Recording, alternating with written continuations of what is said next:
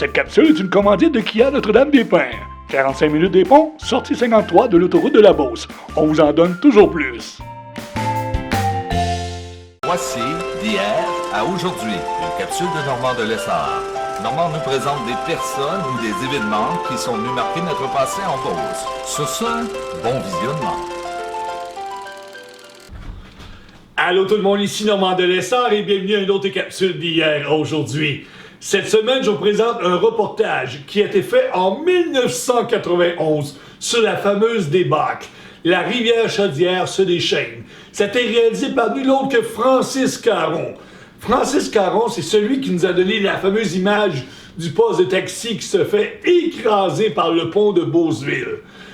Je regarde également ces images. Aujourd'hui, nous sommes en 2017. Ça fait déjà 26 ans. On regarde ce que ça donne. Et merci à Francis Caron pour ces belles images. Bon visionnement!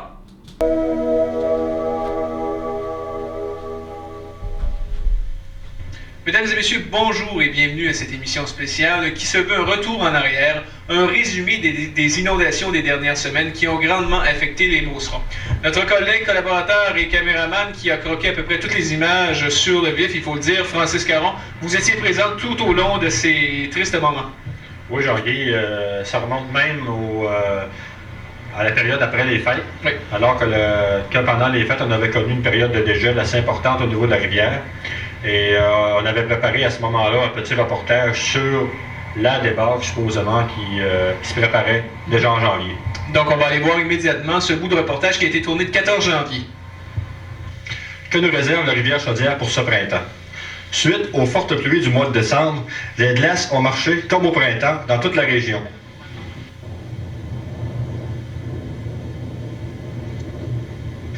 Plusieurs embarques se sont formées le long de la rivière et on peut en observer un peu partout, de Saint-Georges à Vallée-Jonction.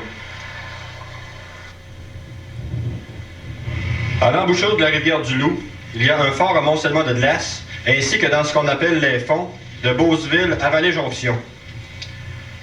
Avec la température froide que l'on connaît, la couche de glace qui recouvre la rivière normalement en hiver est maintenant formée. Au printemps, les fonds étant déjà pleins et les affluents de la Chaudière déjà remplis d'embâcles, connaîtrons-nous la plus forte débâcle des dernières années? Francis Caron pour le Câble Neuf. Donc, on a pu voir ce reportage qui date du 14 janvier. Francis Caron, c'est presque des prédictions que vous nous aviez offertes à ce moment-là. Oui, à ce moment-là, on étudiait justement l'état de la rivière, à savoir, on observait des gels et des dégels assez importants, des amoncellements de glace dans les fonds de Saint-Georges jusqu'à Saint-Joseph. Oui, et on s'attendait, il ne fallait pas de vin beaucoup pour s'attendre à une inondation spéciale ou spectaculaire au 91. Et c'est donc dans la soirée du 28 mars, c'était un jeudi, 3 jours avant Pâques, que finalement Saint-Georges a goûté à la médecine de la rivière Chaudière. Oui, pendant la journée, on avait vérifié un petit peu l'état de la rivière. Rien ne semblait présager qu'on aurait une débâcle de ce style-là, ce jeudi soir même-là.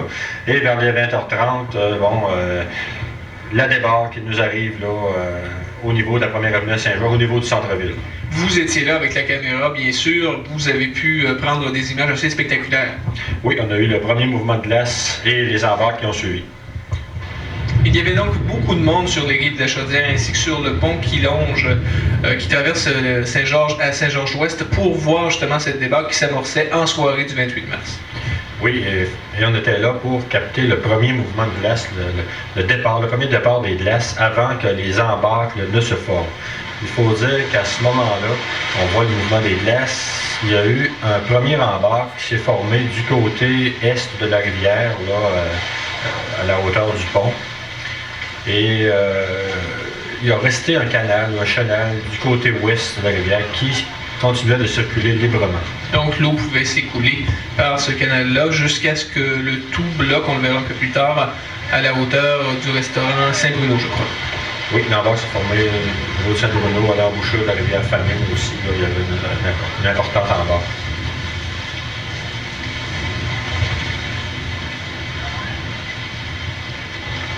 Le premier mouvement, le premier arrêt des glaces là, qui va se faire dans quelques instants au niveau du côté est de la rivière. Ce qui était en tout cas spectaculaire pour les gens, parce que beaucoup de gens aiment voir la débâcle, mais ce qui est quand même assez dangereux côté protection civile. Oui, parce qu'il faut se rappeler qu'à ce moment-là, on était le jeudi soir, le jeudi 28, vers les 21h environ. Donc, il y avait une affluence, les gens qui sortent des centres d'achat, les gens qui traversent d'un côté à l'autre de la rivière, le pont, on voit, il y a beaucoup de véhicules sur le pont, il y avait pas certains qui ont reçu un mouvement de glace, c'est quand même pas tellement dangereux pendant que le mouvement se fait. C'est lorsqu'il y a des arrêts des glaces que le danger survient immédiatement parce qu'il y a une hausse rapide du niveau de l'eau. Et pendant que tout ce beau monde-là regardait la débâcle, les glaces s'arrêtent pour une première fois. S'arrête justement et il reste seulement qu'un mouvement de glace au niveau ouest du pont. Maintenant, ici, on voit les gens qui observent. Quand même, le niveau d'eau est quand même pas très près du bord. C'est assez haut, mais quand même, il reste une bonne marge de manœuvre.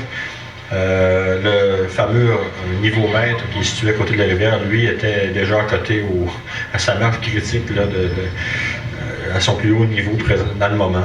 Et l'eau qui continuait de monter sous ces glaces-là, il faut le dire, le niveau-mètre, au moment où vous l'avez filmé, qui était à 380, on sait que dépasser les 420, le niveau-mètre est à pleine capacité, donc ne fonctionne plus pour donner la vraie hauteur de l'eau.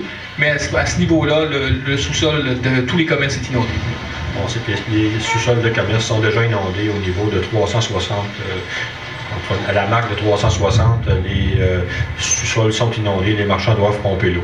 On voit ici le premier chenal qui s'est formé du côté ouest, lors du premier embarque. On n'avait pas encore évacué le pont, on avait encore des gens qui observaient un peu partout, tout se passait normalement. Et bien sûr, on va voir que les glaces vont se remettre en route le long de la rivière Chaudière. Oui, le premier embarque cède. Et c'est un deuxième mouvement de glace qui est observé. À ce moment-là, il y avait même des applaudissements de foule parce qu'on croyait que les glaces quitteraient pour de bon. Ça, on croyait justement qu'on était débarrassé des glaces pour l'hiver. Donc, on revoit la masse de glace qui se remet en haut. Il faut dire que ces glaces-là partent seulement que de la hauteur du barrage de Sortigal. Il n'y a pas d'autres glaces d'avant ça qui se présentent là. Chose qui est étonnante, c'est que les glaces accrochent bien sûr les parapets du pont et on avait un bruit vraiment d'enfer ce soir-là pour les gens qui étaient tout près. Oui, et ceux qui observaient la sortie de l'autre côté des glaces étaient vraiment nivelés. Toutes les glaces qui passaient mal d'un côté sortaient vraiment nivelées de l'autre côté. Et ça fait des bruits très sourds et même des véhicules. On a observé des personnes qui étaient dans leur véhicule sur le pont, qui paniquaient carrément, qui essayaient de sortir de la filée d'automobile pour s'enlever sur le pont. Parce que le bruit que ça fait, le tremblement, on pensait vraiment que le pont va partir. Donc c'est dangereux, il y a des risques d'accident. On sait qu'une foule en panique, c'est toujours très difficile à contrôler. Oui, surtout la formation du second embarque, vers les 21h10, environ 21h15, le deuxième embarque s'est formé. Et là, la protection civile, on a commencé à faire des évacuations sur l'avenue de la Chaudière et sur la première avenue aussi. Donc, toutes les automobiles ont dû être déplacées. Ceux qui n'étaient pas présents, on a fait remorquer les véhicules dans un endroit plus sécuritaire. Oui, on n'a pris aucune chance cette fois-ci. On sait qu'en 86, on avait peut-être tardé un peu à avertir les gens. On s'attendait de toute façon pas à une débarque comme ça. Et cette année, on n'a pas pris de chance. Même les bars ont reçu la visite des policiers, des agents de la protection civile pour avertir les gens que l'eau allait monter très rapidement sur l'avenue Chaudière et peut-être même sur la première avenue. Oui, c'est ça. Et on a immédiatement coupé la circulation en provenance du secteur nord de la ville. Pour pas qu'il y ait de véhicules qui approchent. On a coupé la circulation aussi au niveau du pont du secteur ouest au secteur est. Également de la 118e rue, et pour que personne ne descende par curiosité ou par besoin sur la première avenue. Oui, et ici on voit que le secteur ouest avait été bouclé pour empêcher toute circulation dans le centre-ville. Et ici on voit les policiers qui patrouillent, qui vont vérifier les niveaux parce que ça monte très vite dans les sous-sols et sur la première avenue aussi. L'eau qu'on voit, c'est l'eau du ruisseau d'Ardoise, la première avenue, qui se déverse tranquillement sur la première avenue et par le fait même sur l'avenue Chaudière. Oui. Et il y a même une personne de la sécurité publique de Saint-Georges qui m'a dit cette semaine qu'il y avait eu des personnes qui les ont blâmées d'avoir effectué cette évacuation-là. Et lorsqu'on voit les résultats qui avaient bougé, l'évacuation a tardé à se faire, on est mieux. C'est mieux vaut le proverbe, mieux vaut prévenir que guérir. C'est appliqué ici à 100%. On sait que dans l'eau comme ça, il n'y a pas de danger à passer en automobile. Sauf que ce qu'on ne sait pas, c'est que sous l'eau se retrouve peut-être un bloc de glace, un madrier ou peu importe quel objet qui peut briser l'auto et même faire avoir des accidents très déplorables. Oui, et on ne sait jamais non plus qu'est-ce qui va se passer dans la rivière. Est-ce qu'on va avoir vraiment un blocage sous les glaces et encore une vague là, qui va rabattre sur la première avenue, ou si ça va finalement se passer comme ça? Parce qu'on attendait aussi au niveau de la protection civile, de la sécurité publique, on avait été informé qu'il y aurait probablement une seconde vague qui viendrait vers les 10h, 10h30, et on s'attendait au pire. Donc on avait vraiment évacué et plus personne ne pouvait passer au cas où cette fameuse deuxième vague surprenne tout le monde sur la première avenue. Donc, beaucoup d'eau sur l'avenue Chaudière, un tout petit peu sur la première avenue, des commerces, malheureusement, encore une fois, qui ont été inondés. La marchandise qui était à jeter, tout est à refaire, mais c'est quand même moins pire qu'en 1986. Oui, et là aussi, les commerçants avaient été prévenus assez à bonne heure, donc ils avaient enlevé l'équipement dans les sous-sols le plus possible. Donc, les pertes, quand même, ont été assez minimisées, dû au fait qu'on avait vidé les sous-sols avant le début de l'inondation. L'eau qui s'écoulait dans les rues est retournée dans le lit de la rivière Chaudière durant la nuit, mais il y a eu quelque chose au matin également. Oui, vers les 6h, 6h30, on a encore eu une montée d'eau qui s'est faite au niveau de l'avenue Chaudière, encore une fois. On s'attendait encore à une autre vague, ou en tout cas à d'autres inondations, mais la vague s'est résorbée, l'eau s'est résorbée vers les 7h30, 8h le lendemain matin. Le 29 mars au matin. Après cela, tout a été bien. On a craint un peu lors des pluies, on a eu de très grosses pluies aux environs du 10 avril. On a craint que la rivière Chaudière ne déborde à un certain moment donné puisqu'elle était très haute, mais la situation est rentrée dans l'ordre vu que la pluie s'est arrêtée. Oui, c'est ça, l'embarque, la pluie a arrêté et l'embarque là cédé au niveau de Saint-Georges. Du côté de Saint-Georges, c'est maintenant chose du passé. C'est maintenant du côté de Notre-Dame-des-Pins que les troubles commencent. C'est ça, la glace ayant quitté Saint-Georges, ayant quitté l'embarque et s'était formé au niveau du pont à Saint-Georges, s'est reformé, a formé une embarque au niveau du pont à Notre-Dame-des-Pins, ce qui a eu pour effet d'inonder les avenues, les terres basses, si on veut, de Notre-Dame-des-Pins. L'avenue commerciale de Notre-Dame-des-Pins qui a goûté, bien sûr. On a eu de l'eau sur tous les terrains. Oui, voici les terres basses, là, situées en bordure de la rivière. Suite à l'embarque qui s'était formé au pont, on le disait, les gens ont été forcés d'évacuer leur résidence, de pomper dans les sous-sols. Parce qu'encore là, encore une fois, on ne savait pas si l'eau allait monter beaucoup plus haut, si elle allait se retirer. Les embarques se formaient, étaient très étanches. L'eau montait très rapidement derrière chaque embarque. Et le site du Vieux Pont Couvert, un site touristique, c'est un genre de parc, a été inondé aussi. L'eau est montée jusqu'à un très haut niveau à ce moment-là. Oui, on a même des petits forceurs qui sont amusés à faire du canot dans les rues. Les villages sont transformés en Venise. Venise de Beauce. Oui, la circulation avait été coupée au niveau du centre-ville et par contre, ça fonctionnait très bien au niveau de la 173 et l'accès à la rive ouest, c'était toujours possible au niveau de Notre-Dame-des-Pins. Et cette embarque-là, c'est cette fameuse embarque qui a cédé samedi en après-midi pour se diriger vers Beauceville. Maintenant, on se transporte à samedi 7 avril. C'est au tour de Beauceville, cette fois-ci, d'être littéralement noyé sous l'eau et les glaces. C'est ça, l'embarque s'était formée dans la nuit de vendredi à samedi au niveau de Notre-Dame-des-Pins. Celle de Notre-Dame-des-Pins se reforme au niveau du boulevard Renault à Beauceville et aussi au niveau des rapides là, à l'entrée de Beauceville. Donc, deux embarques là, qui inondent l'avenue Renault, le boulevard Renault à Beauceville et qui ferment la route 173 entre Saint-Georges et Notre-Dame-des-Pins.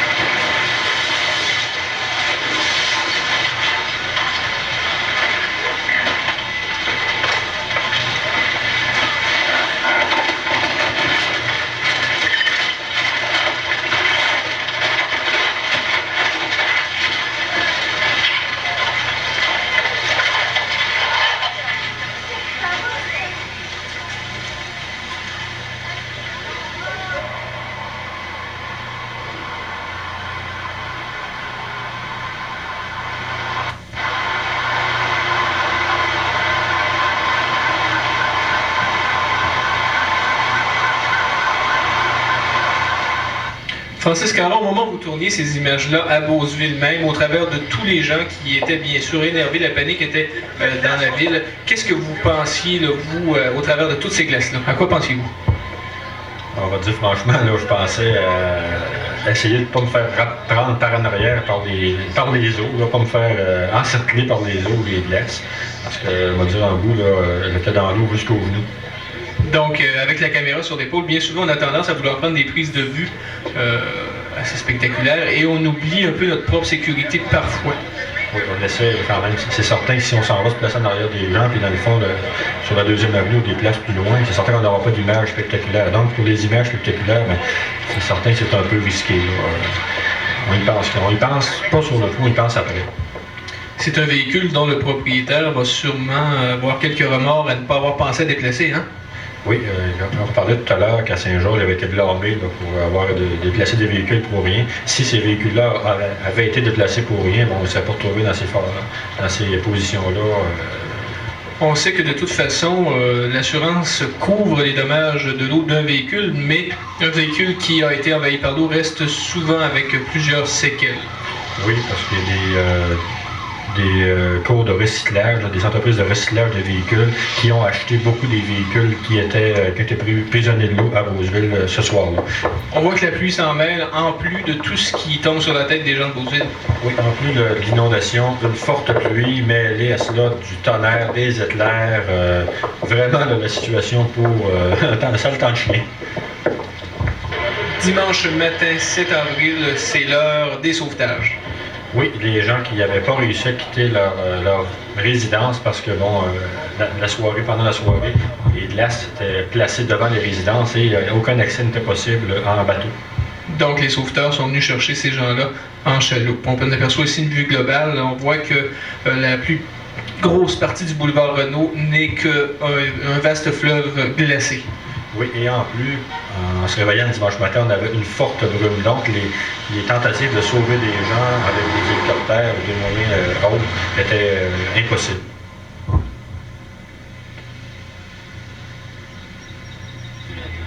Le seul moyen d'aller visiter la ville pour avoir de meilleures prises de vue, c'était de monter dans la chaloupe des sauveteurs.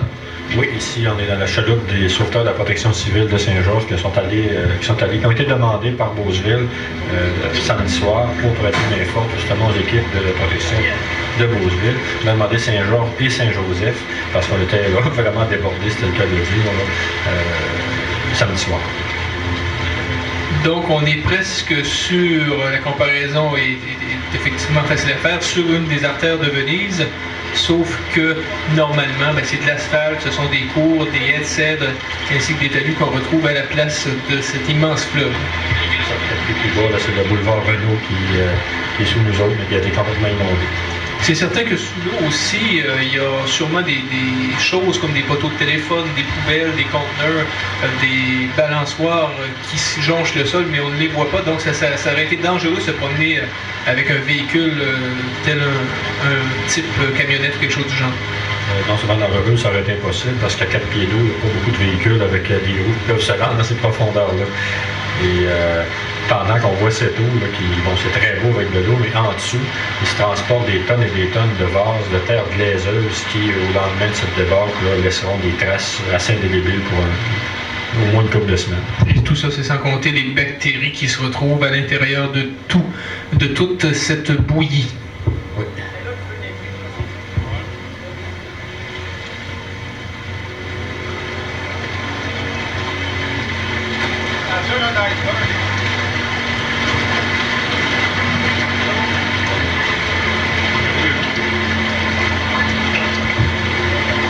C'est donc plus de 500 personnes de Beauceville qui ont dû être déplacées, qui ont dû être évacuées lors de ces inondations du 6 et 7 avril. Oui, et ces personnes qui ont été relocalisées, je crois, chez des amis, chez de la famille, dans les écoles qui avaient été aménagées là, un peu sur toutes les hauteurs de Beauceville pour permettre à ces gens-là d'être hébergés.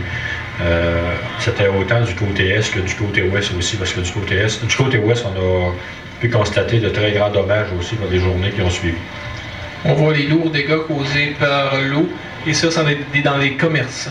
On voit ici l'endroit où on parlait tout à l'heure, qu'on avait débuté à filmer, où était situé le poste de taxi. C'est à cet endroit que que je me tenais lorsque le poste a décidé de quitter pour prendre la rivière. Donc, ici, c'est dimanche en fin de journée, alors qu'on est situé aux limites nord de Beauceville et qu'on voit l'embarque qui était situé à cet endroit-là dimanche soir. On aperçoit l'étage de la pharmacie Uniprix. Quand on pense que tous les articles se retrouvent dans une pharmacie, essayer de démêler ça après un événement comme ça, c'est assez décourageant. Médicaments très dispendieux également. Produits de pharmacie qui souvent sont dans des emballages cartonnés, donc tout était perdu. Oui. Mais par ailleurs, les pharmaciennes avaient réussi à sauver tous les dossiers, tous les documents des patients. Donc, on peut quand même faire des suivis à ce niveau-là. Dernier détail à mentionner, c'est que bien sûr, plusieurs postes d'essence ont été submergés par l'eau et évidemment, peut-être qu'un peu d'essence ou d'huile s'est répandue. Donc, il y avait une très forte odeur d'huile à Beauceville durant ces 2 journées-là. Le ministère de l'Environnement a été demandé immédiatement dans les jours qui ont suivi pour constater l'ampleur des dégâts causés à ces installations-là un peu partout dans la ville. Puis bien sûr, on suit le courant de la rivière Chaudière, on se transporte du côté de Sainte-Marie dans les paroisses de Beauce-Nord où la Chaudière a fait des siennes également. C'est ça, l'embarque ayant cédé en fin de journée lundi au niveau de Beauceville. On se retrouve avec des embarques et une très forte accumulation d'eau au niveau de Saint-Joseph, Sainte-Marie, Vallée-Jonction et Scott-Jonction. Donc plusieurs terres ont été noyées sous l'eau, que ce soit du côté est et même du côté ouest de la rivière. Encore une fois, c'est une vue assez spectaculaire. Sainte-Marie-de-Beauce en pleine crise. Oui, les inondations du côté de Sainte-Marie ont débuté mardi en après-midi. Les premières avenues situées du long de la rivière ont commencé à avoir de l'eau. L'eau sortait par les renvois, par les égouts municipaux pour remplir les terres basses. Et plus tard, c'est la rivière qui est embarquée directement sur les avenues pour inonder carrément toutes les rues de Sainte-Marie. C'est que l'avenue Notre-Dame y a particulièrement coûté. Plusieurs commerces ont été détruits. Il y a même un restaurant qui a été détruit par les flammes, en plus de tous les problèmes qui se passaient à ce moment-là. Oui, on a dit que le niveau de l'eau a atteint des niveaux encore plus élevés qu'en 1987, où cette année-là, Sainte-Marie y avait goûté assez fort. On constate qu'il y a des gens qui sont quand même un peu imprudents, car il ne faudrait pas, en tout cas, aller s'amuser à passer dans l'eau, à moins que ce soit pour une raison majeure, comme on peut voir cette camionnette. Oui, ça c'est dans le secteur nord de Sainte-Marie, encore une fois, des gens qui se risquent. Et encore là, l'évacuation ne se faisait pas rapidement encore mardi en après-midi. On a eu recours à des piles mécaniques pour aller chercher des gens dans des maisons, mais déjà l'eau avait pris toute la place et comme vous dites, ça n'a pas été très rapide de ce côté-là.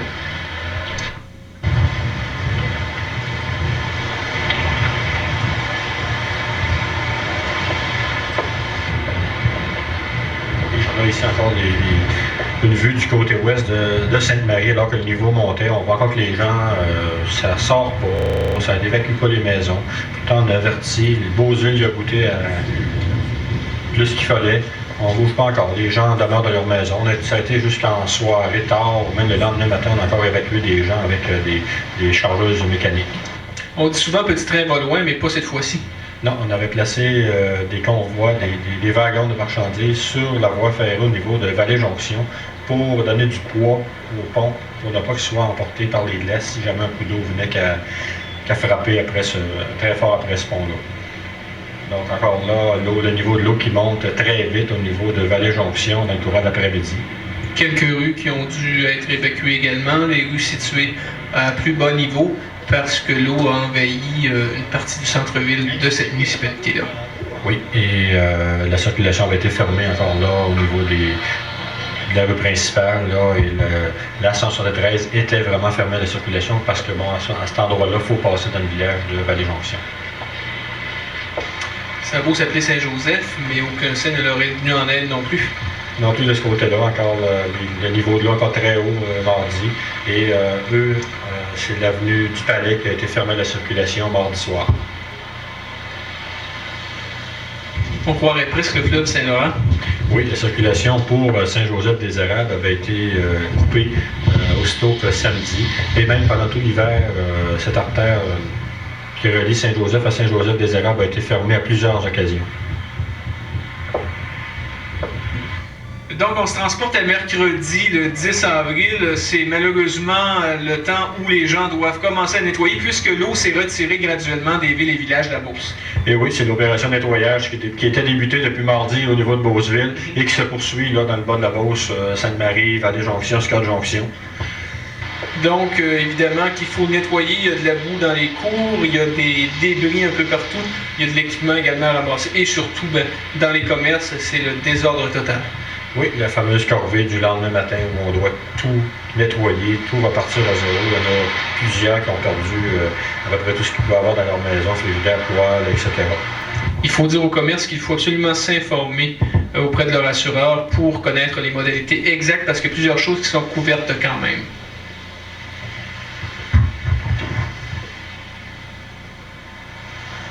Dans plusieurs cas, Francis, les gens ont fait appel à des professionnels pour le nettoyage.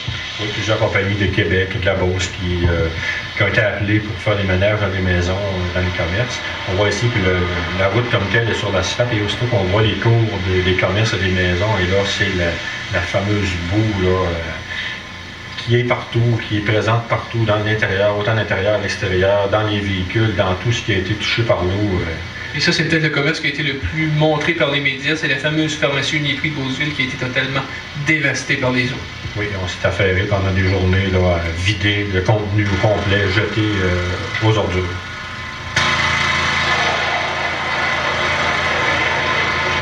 On peut facilement constater que l'eau et les glaces, c'est une force très puissante qui peut déplacer bien des choses, mais aussi causer beaucoup de dommages. Oui, si on se rappelle, au plus fort le plus gros volume d'eau qui a passé dans la rivière, on se rappelle, était de 1540 quelques mètres cubes d'eau seconde au niveau du barrage Chartigan-Saint-Georges. Si on pense qu'un mètre cube d'eau pèse une tonne chaque mètre cube, on voit rapidement là, toute la force que développe un tel courant d'eau. Les glaces, elles, ont envahi une bonne partie des berges de la rivière Chaudière. Ces glaces-là qui, bien sûr, ne laissent pas de place à personne. Si on est sur le chemin des glaces, bien, on n'a pas le choix de soit se tasser ou tout simplement subir les coups comme on voit cette automobile. Oui, ici, l'automobile est complètement recouverte par les glaces. On ne la voyait même pas de la route là, quelques instants auparavant. C'est donc une opération nettoyage qui devra se poursuivre sur plusieurs jours, voire même plusieurs semaines, car les différents villages de la Beauce et surtout Beauceville et Sainte-Marie ont subi pour plusieurs millions de dollars de dégâts et de dommages.